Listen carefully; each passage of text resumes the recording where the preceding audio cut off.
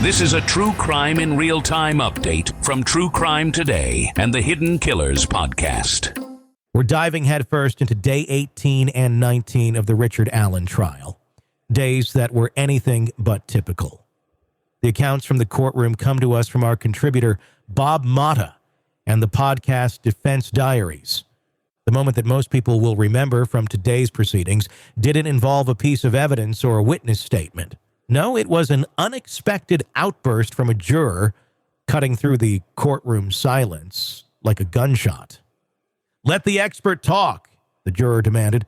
The courtroom collectively held its breath, unsure if the judge would bang the gavel or if chaos would ensue. It was a glimpse into the intensity boiling just beneath the surface of this trial, a trial that has already defied expectations at every turn.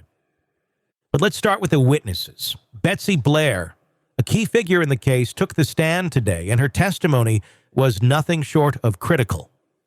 Blair recounted her visit to the trails that fateful day, noting the vehicle she observed parked at the old CPS lot.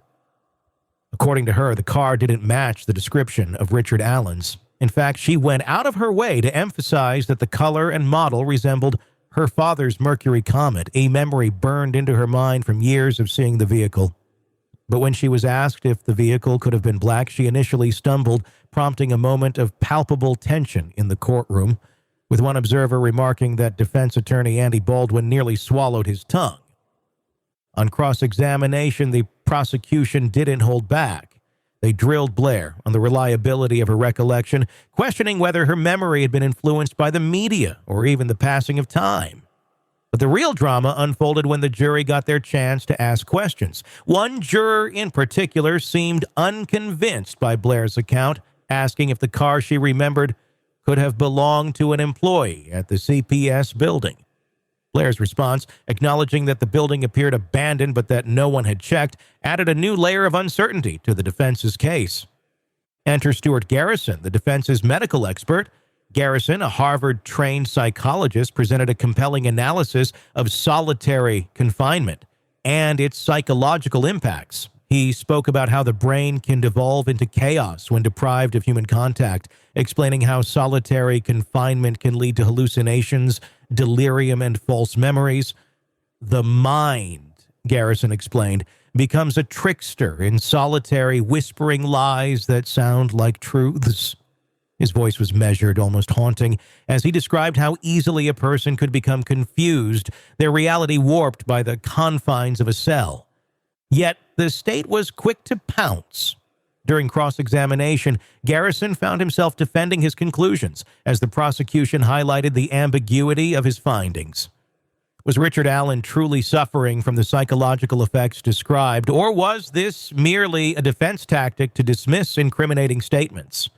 The courtroom's energy shifted as the jury members scribbled notes, visibly engaged. The defense's narrative took a sharp turn with their false confessions expert. This witness laid out in painstaking detail how memories can be corrupted and how the human mind is far more fallible than we often care to admit. The expert compared memory formation to a game of telephone, where the original message gets distorted with each retelling. It was a sobering explanation, but the prosecution worked hard to dismantle it, leaving the jury with a series of unanswered questions about what, if anything, they could trust from Allen's own words. Then came the forensic analysis, a topic that had courtroom spectators leaning forward, desperate to grasp the technicalities. Dr. Aaron Warren, the defense's firearms and tool marks expert, methodically picked apart the state's evidence. His main point was damning. He had not conducted his own analysis of the bullet casing, but rather critiqued the state's work. Still, Warren insisted that the photographs he reviewed did not indicate a match to Allen's gun, casting serious doubt on the prosecution's claims. But the jury wasn't letting Warren off easily. Their questions, sharp, pointed, and relentless, revealed a mix of skepticism and frustration. Why hadn't Warren done his own examination of the bullet casing? Could the results have been more conclusive if he had? His answers were unsatisfying, if not entirely evasive. "Hard to say," he replied, a phrase that seemed to hang over the entire case like a shadow. Perhaps the most electric moment came when Max Baker, a young legal intern, took the stand to defend the videos he'd compiled of Richard Allen in solitary confinement. This was not just any evidence. It was the defense's emotional plea to show the jury the hellish conditions Allen endured. Baker, barely 24 and facing off against the seasoned prosecutor Nick Mand, stood his ground with a calm defiance that drew admiration from even the harshest critics. When Mond accused him of manipulating the jury's emotions, Baker's response was simple and devastating. "I was showing the truth." And that's where things really got heated. Mand's cross-examination grew aggressive, pushing the narrative that the videos were designed to paint Allen as a victim.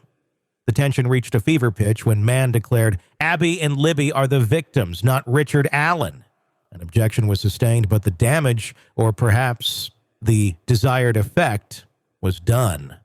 You could almost hear the courtroom take a collective breath, the weight of that statement crashing down like a gavel.